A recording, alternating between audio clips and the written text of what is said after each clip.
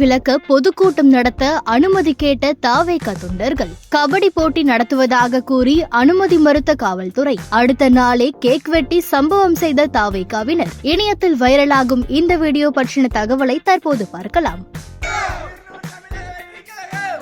பழனி அருகே கீரனூரில் தாவேகாவினர் கொள்கை விளக்க பொதுக்கூட்டம் நடத்த காவல்துறை அனுமதி மறுப்பு. அந்த பயம் இருக்கணும்டா என்று கேக் வெட்டி பட்டாசுகள் வெடித்து கொண்டாடிய தாவேகாவினரின் சம்பவம் திண்டுக்கல் மாவட்டம் பழனி அருகே ஒட்டன்சத்திரம் சட்டமன்ற தொகுதிக்கு உட்பட்ட கீரனூரில் விஜயின் தமிழக வெற்றி கழகம் சார்பில் இதற்காக கடந்த டிசம்பர் 8, 9 தேதிகளில் காவல்துறையில் அனுமதி கேட்டுள்ளனர்.